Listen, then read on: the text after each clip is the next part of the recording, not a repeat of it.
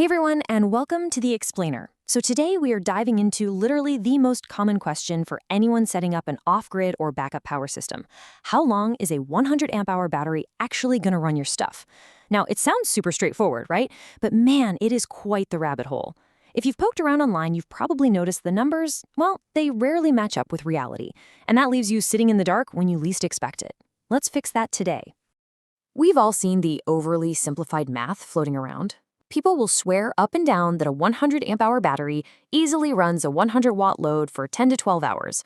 Or worse, you see 100 amp hours and instinctively think, oh, sweet, 100 hours of power. No way. The reality is way more complicated.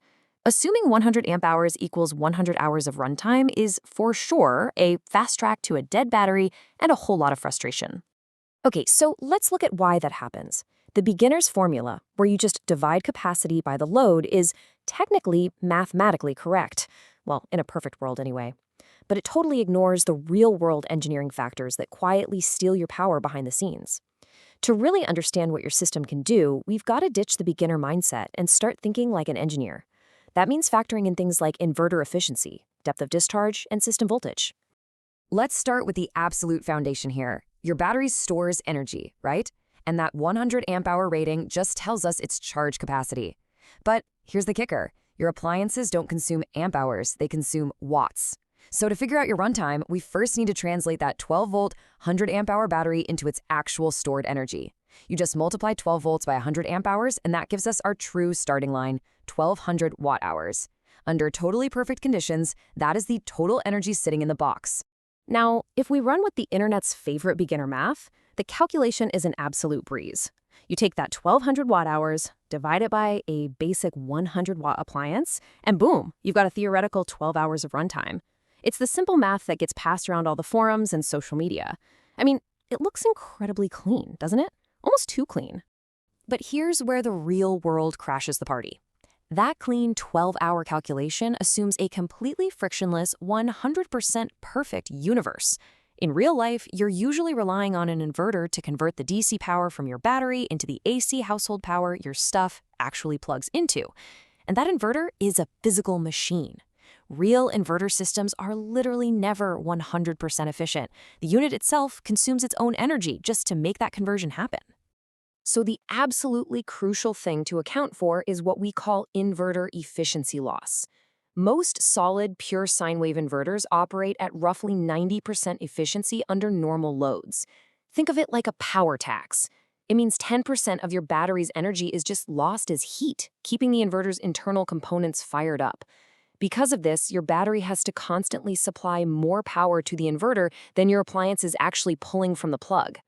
Let's see how this actually changes the math. Say you hook up a 300 watt appliance to an inverter with 90% efficiency.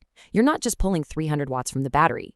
You divide that 300 by 0.90, which means your battery is actually forced to supply 333 watts to keep the thing running. Those extra 33 watts are coming right out of your battery reserves, silently chipping away at your runtime every single second it's turned on. All right, but wait, there is another hidden variable drastically draining your runtime, and that is depth of discharge, or DOD. This is a hard limit based entirely on your battery's specific chemistry. You see, not all the energy inside that battery is actually meant to be used. If you drain it completely to zero, depending on the type of battery you have, you can cause permanent, irreversible damage. Take a standard lead-acid battery, for example, which is still super common. If you deeply discharge it, you'll ruin its lifespan and cause this nasty problem called sulfation. Because of that, engineers target a very safe 50% depth of discharge limit. That means literally half of the energy in your lead-acid battery is completely off limits if you want it to survive. It's basically like paying full price for a tank of gas, but you're only allowed to use the top half. So out of our 1200 watt hours, only 600 are actually usable for your daily routine. And this right here perfectly illustrates why our expectations rarely meet reality. If we take that usable 600 watt hours from the lead-acid battery and run our 100 watt load on it, it's practically only going to last you about 6 hours, not the 12 hours we got from that beginner math earlier. We're talking a massive drop, cut right in half. This is exactly why so many folks think they bought a defective battery, when really it's just doing its job perfectly within safe engineering limits. But watch what happens when we switch up the chemistry. If you upgrade to a lithium iron phosphate or a Life PO4 battery, it's a whole new ballgame. These batteries can safely tap into a way larger percentage of their stored energy. With a Life PO4, you safely get 90% usable capacity, giving you 1,080 usable watt-hours.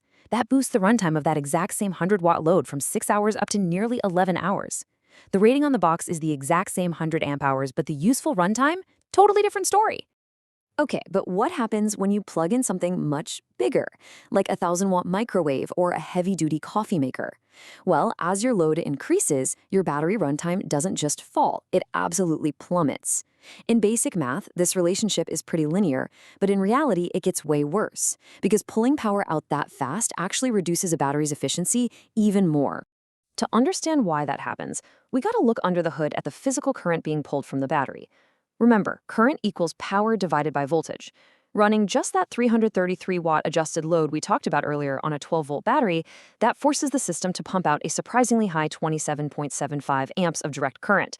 And honestly, that's a pretty substantial amount of current for just a moderate household load. Now, let's scale that up to a 1,000-watt load.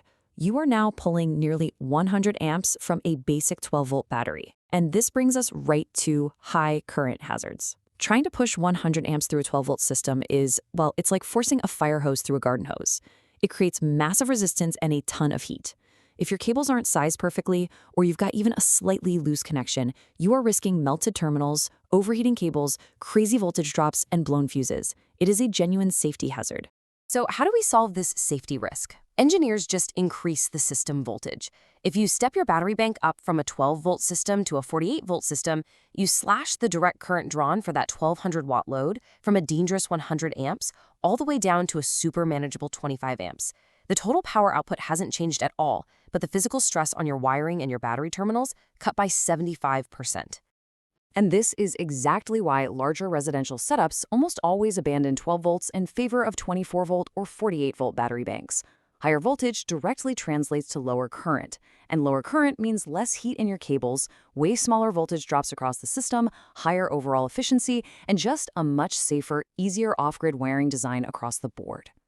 All right, so combining all these harsh realities, here is your real-world engineer's checklist. We are ditching those oversimplified internet myths right now.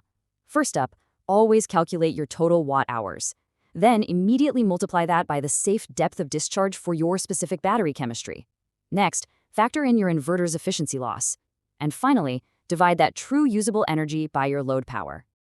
When you put it all together, the big takeaway here is this.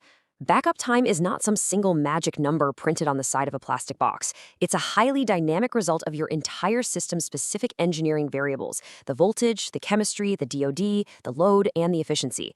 They all have to work seamlessly together. So, now that you're armed with the real math, I gotta ask, what appliance are you trying to power next? Are you just running a fridge off an old lead-acid battery, or are you pushing a massive gaming PC on a brand new LifePope 4 bank? Apply the engineer's method we walked through today and see for yourself if your system is actually built to survive the night. Thanks for hanging out with me for this explainer, and keep exploring.